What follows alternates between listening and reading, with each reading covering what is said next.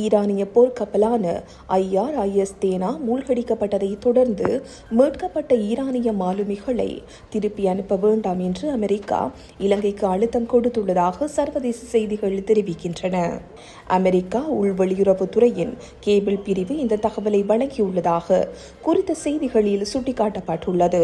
காலியிலிருந்து சுமார் 19 கடல் மைல் தொலைவில் புதன்கிழமை இந்திய பெருங்கடலில் ஒரு அமெரிக்க நீர்மூழ்கி கப்பல் ஈரானிய IRIS தேனா கப்பலை மூழ்கடித்திருந்தது. இதன்போது பலர் கொல்லப்பட்டதுடன் ஏனையவர்களை இலங்கை கடற்படையினர் மீட்டு வைத்தியசாலையில் அனுமதித்தனர். இதனைத் தொடர்ந்து வியாழக்கிழமை இலங்கையில் இரண்டாவது ஈரானிய கப்பலான IRIS பூஷரிலிருந்து 208 பணியாளர்களை மீட்டது. ஜனாதிபதி அனுரகுமார திசாநாயக்க எந்த நாட்டிற்கும் ஆதரவாக இல்லை, ஆனால் தனது நாட்டிற்கு பாதிக்கப்பட்டவர்களை அழைத்துச் செல்ல மனிதாபிமான பொறுப்பு தமக்கு இருப்பதாக கூறினார். அமெரிக்க பாதுகாப்பு செயலாளர் ஃபீட் ஹெக்ஷெத் அமைதியான மரணம் என்று விவரித்த டெனா கப்பலின் டார்பிடோ தாக்குதல் 2ஆம் உலகப் போருக்கு பிறகு அமெரிக்காவில் முதல் நடவடிக்கையாகும்.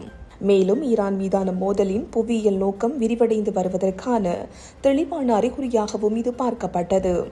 இந்நிலையில் கொழும்பில் உள்ள அமெரிக்க தூதரகத்திற்கு பொறுப்பான ஜெயின் ஹோவெல் ஈரானில் இருந்து வந்த இரண்டாவது கப்பலான பூஷரில் இருந்தவர்களையோ அல்லது தேனாவில் உயிர் பிழைத்த 32 பேரையோ ஈரானுக்கு திருப்பி அனுப்பக்கூடாது என்று இலங்கை அரசாங்கத்திற்கு வலியுறுத்தியதாக தெரிவிக்கப்படுகின்றது.